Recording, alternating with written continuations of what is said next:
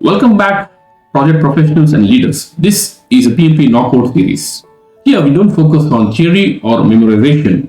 Instead, we focus on real PMP exam thinking. Situations that test your judgment, your mindset, and your decision making under pressure. Each episode will present sharp exam style thinking questions with closely confusing options. Please pause the video and guess the answer like a project leader. Because in the exam, it's not about what you know, it's about how you think. So, let's get started with the knockout series. Question: a project manager is leading high priority digital transformation project. The project is 60% complete when the primary vendor responsible for a critical path module notifies the project manager that they are filing for bankruptcy but will continue operations under a court approved restructuring plan for the next 90 days. The vendor insists they can fulfill their current contractual obligations, but your internal procurement department recommends immediate termination to avoid future liability. The PMO reminds you that any new vendor onboarding takes a minimum of 120 days. What is the project manager's most appropriate course of action? And the options are: A. Trigger the contingency plan by initiating a termination for convenience clause and begin the emergency procurement process for replacement vendor. B. Conduct a qualitative and quantitative risk analysis to determine the impact of a potential vendor default on the project's net present value, that's NPV. C. Review the procurement management plan and specific terms of the performance bond to evaluate feasibility of a third-party takeover. D. Perform a make or buy analysis to see if the remaining work can be absorbed by the internal team to bypass the 120-day procurement lag. Now, let's analyze each of the options. Option A is premature termination, and hence we can eliminate option A. Option B, risk analysis looks good, but risk analysis alone delays the procurement decisions. Hence, you can eliminate option B. Option D, make or buy analysis ignores existing contractual and recovery transition options. And moreover, make or buy analysis is used in planning phase rather than a contractual crisis stage. So you can eliminate option D as well. And now we are left with only option C. C is the right answer and most appropriate course of action at this stage, because reviewing contracts and bonds before deciding vendor replacement strategy. Question: a project is in the closing phase. The project manager has received formal acceptance of the deliverables from the customer, completed the transition of the product to the operations team, and finalized the project report. What should the project manager do next to legally and administratively close the project? And the options are: A. Archive all project documents in the OPAs, update the lessons learned repository and perform a final audit of the procurement files. C. Release the project team so that they can be reassigned to the functional areas. D. Transfer the completed products to the operations team as specified in the transition plan. Let's look at each options. You can also pause the video and guess the right option. Option A looks to be correct, but archiving all project documents is not the next step, so we can eliminate option A.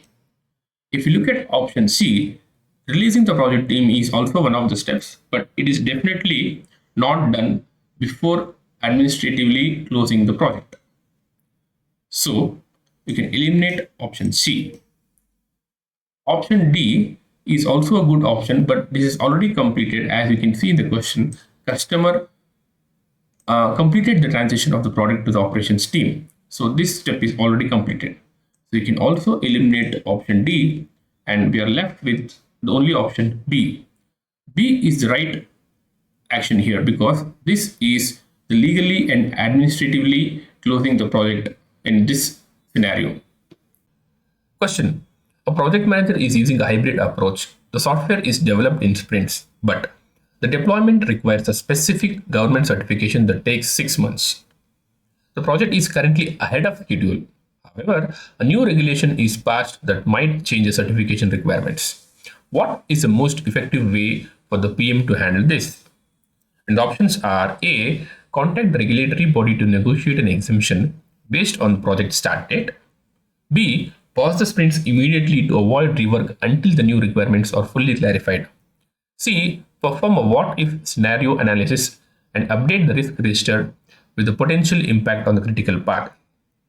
D. Add a new spike to the next sprint to redesign the software architecture to meet the projected regulations. You can pause the video and guess the right answer. Now, if you look at option B, it says to pause the sprint. By looking at this option, you can immediately eliminate this as it does not align with PMA standards. Next, if you look at option A, it is assuming the exemption without knowing the impact. You can also eliminate option A. And if you look at option D, it is trying to redesign without having a confirmation on requirements. So this looks to be a premature. So you can also eliminate option D. Now, option C is the right answer and is also most effective way for the PM to handle this, because as per PMA standards, it is analysis first and then updating the risk register and plans and impact on the critical path. Question. A project manager is overseeing a multinational software rollout. During a quality audit, it is discovered that a local team in one country used an unlicensed version of a data scraping tool. The team argues this is standard local practice for rapid prototyping. The PM knows that disclosing this will cause a 3-month delay for recoding. What's the PM's professional responsibility? You have the options below. Please pause the video and guess the right answer. And the right answer is it's option D. Because if you look at first three options, option A, option B, and option C, all are saying same thing. They are practicing unethical standards. So you can easily eliminate first three options A, B, C and select D. Question. A project has been successfully delivered according to the approved requirements and accepted by the customer. However, several weeks after implementation, end users are reluctant to adopt the new solution, resulting in low utilization rates.